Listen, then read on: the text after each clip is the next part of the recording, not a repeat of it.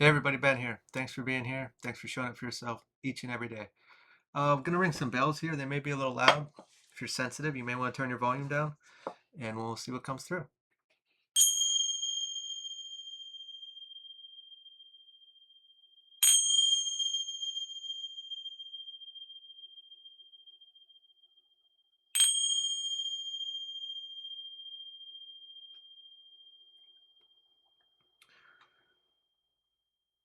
Guess I was kind of seeing almost like a large speaker, and it has the ribs going down to its cone shape, but every rib was a different color, and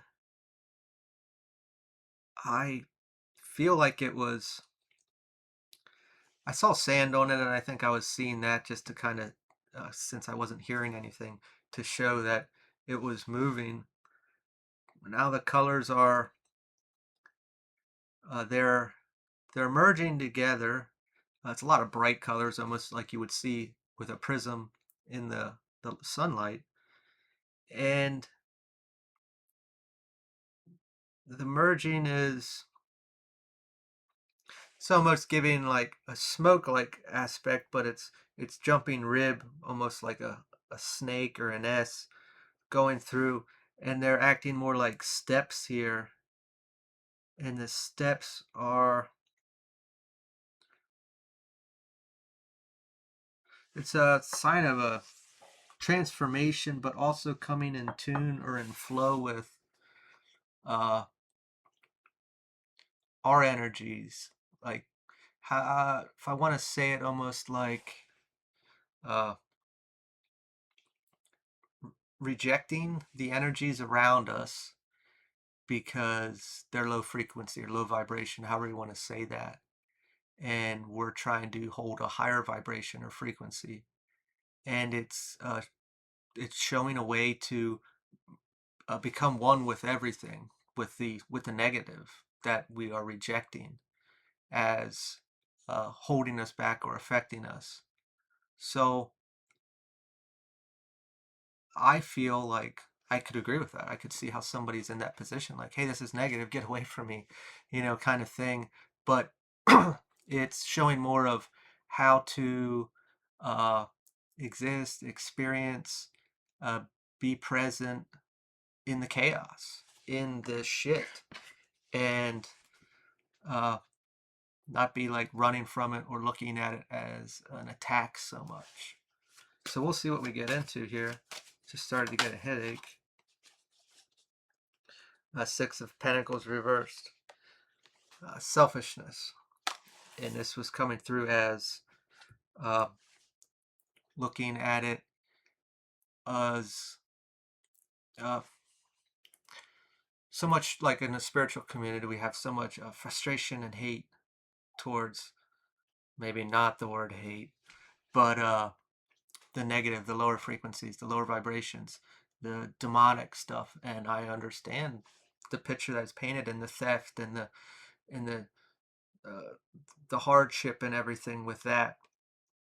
And I'm not saying to be happy about it, but there's like this repulsion towards it, and we're gonna get to it. Don't get too upset with what I'm saying here, but the repulsion towards it is it creates disharmony naturally because we're rejecting it. We are a victim to it. We are running from it, and uh, obviously that's going to create dissidence. There's going to be a separation. There's like this I'm seeing like this road, and lights on this side and the darks on this side, and the middle ground, the road is where war happens. But no one will cross the road or something along those lines. So how can we be here? How can we experience this without this constant battle?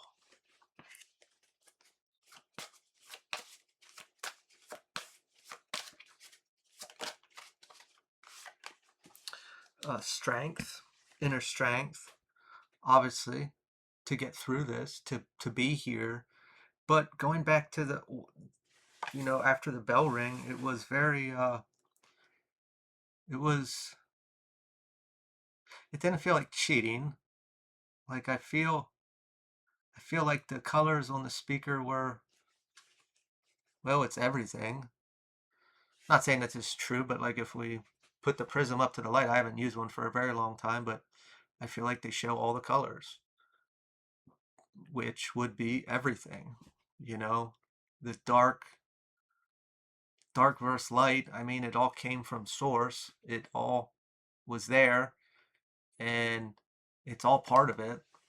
And when we think of the need for duality, which I'm not saying it's fun to go through hardship or pain and the horrible things that do happen and that we see or hear about. But in all honesty, if we really think about it, if there wasn't that duality, we wouldn't know what hurts and what doesn't hurt, what is hard and it isn't. Uh, and that doesn't make it okay. I'm just talking about duality and the need for it. There has to be. Like if just picture being in heaven and everything's perfect and you want for nothing, we wouldn't know what suffering is if we didn't experience it. We wouldn't know how great heaven is or having things is. We really wouldn't. And when gratitude is truly met, I believe, is after losing it and experiencing it again, because you'll be so thankful for that. Because we usually just say, we walk through life and we have all these amenities and choices and things like that, and it's no big deal till it's missing. And sure, the power might go out after a thunderstorm and it comes back and we go right back to forgetting about it. You know, our lights work again. We have running water, however that looks. But till you really go through a suffering experience, do we ever truly know how important that is? We could look at losing a loved one, and we don't get to get that back in our experience. Sure, we do spiritually and through our passing as well. And if we're connected, we probably have more interaction. But to the normal Joe out there losing that loved one, they don't get that opportunity to experience it again. And uh, that without that duality, we wouldn't know. We wouldn't know. And I'm not trying to make it okay for bad things that do happen to people, horrible situations and monsters out there. But we really wouldn't know. And anybody that would disagree with that, I'd call you crazy. I mean, I'm crazy because I talk about things like this, according to the majority of the world. But how would you know? You wouldn't. There's no comparison. There's nothing to compare it to unless we live it. That Knight of Pentacles, self-sufficiency. Going back to this, the colors on the speaker, the different vibrations, and swinging, going with the flow, not being okay with it, not giving up on ourselves, not just sitting there and being like, it's okay. No, it is standing in your truth, doing what you have to do to be a firm rock or foundation for yourself. This really removes the need for external validation, and not so much in just people saying nice things and it makes us feel better, but the visual representation of uh, if I have this in my life or I have whatever tangible here that I can feel X, Y, or Z. This is self-generating. This is not allowing the circumstances to dictate who and what we are and how we feel, which is extremely difficult. But actually coming into a place like that, uh, you would be an amazingly vibrational being here in no matter what's going on, because you're self-generating. You are doing this yourself. You're not dependent on the external to do this. And actually through that, you would generate the everything you dream of anyway, because you believe it in here. You are feeling it. You are it. You are energetically it. And since we're the mirror, the co-creator, what I am in here is going to go outside in our external, and I'm going to be able to see it anyway.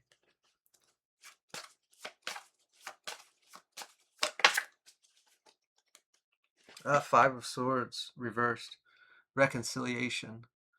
So, probably going to say some things that aren't going to feel right or be good. But when I see the Five of Swords in general, I see the one guy there that uh, comes off very egotistical, and he needs to be number one. He is going to uh, roughhouse, he's going to cheat, he's going to bully, and some people bow and say, I can't beat him, he's the best, he's so great, he has that confidence.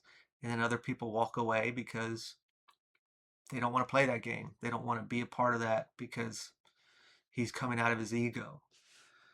Looking at the opposite of that would be an understanding, to actually walk in life and see that the way people behave and respond, most of the time we're going to take that personally.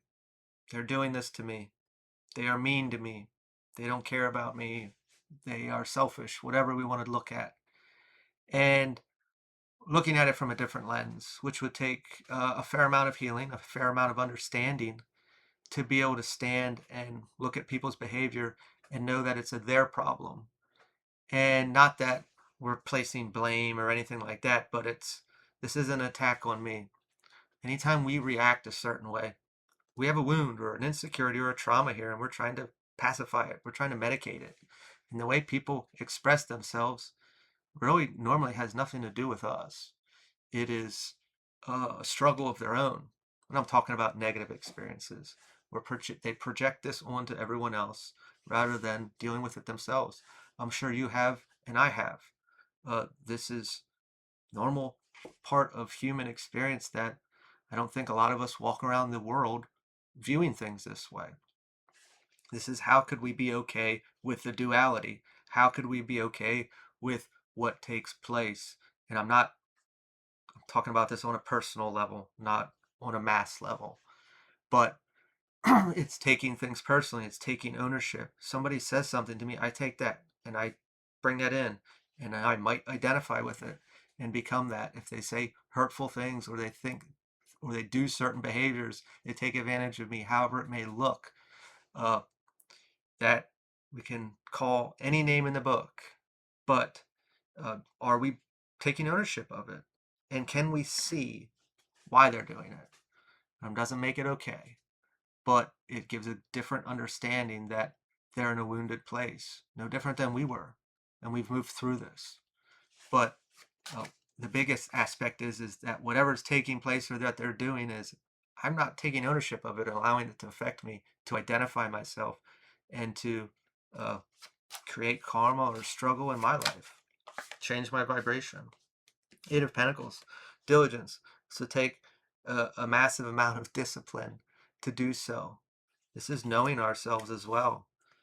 Uh, if somebody says something that hurts our feelings, are we in a space that it's touching an insecurity or a wound? Or was it just a really inappropriate thing to say? And we choose what to do with that. We can bitch about it. We can dwell about it. We can tell everybody in town about it. We can paint a picture of that person. Or we can understand that they said that because they're jealous or they're insecure. And the only way to make themselves feel better is to knock someone down because they're that low. Majority of the time, we don't see people attacking us that are above us or healed or further on, because why would they need to? There's nothing, they're not even viewing you as competition, and we shouldn't be viewing anybody as competition. But the majority of the time, in a wounded place, that is the view. So, uh, it's a journey to a hell of a place, I'll tell you that. Being able to walk that walk. We have two cards here: a Queen of Wands reversed, excessive control, and Three of Cups, camaraderie. These two cards touch on a message I just did a little bit ago that really had to do with the herd or herd mentality or fitting in. And when we categorize ourselves or try to be a part of a group, uh, we really give up more of ourselves than we may know, because no group no group can exist uh, and conform to all the constraints or the views for multiple people because we're all different. There wouldn't be a group if it would just be me or you, separate. Like if you wanted to start a group, there's going to be people that would join that don't have all the same views, and that's okay. But that's when the categorizing of the groups don't work. It controls us. It keeps us small. And we give up a part of ourselves, our truth, our reality, our experience. And that takes away from this self-sufficiency, this self-generating in return for camaraderie or this uh, friendship, this bond. I'm not saying there's anything wrong with that, but I'm saying being mindful of what am I giving up for this? That goes back to wounding in general or acceptance, validation. We often give up a lot and we don't view it that way. But we got this balancing scale out here, and it's like, well, I'm going to give this up, part of me, for this. And why do I need that so bad? Or why do I want that so bad? And we can really start to dissect ourselves a lot more and understand why I do what I do or what I think I'm getting. In reality, whatever that is feeding a wound, and what I'm giving up is doing more damage than pacifying this wound or insecurity, whatever it may be. We're going to leave this here. If this resonated, feel free to like, comment, share, subscribe, and I will talk to y'all later. See you.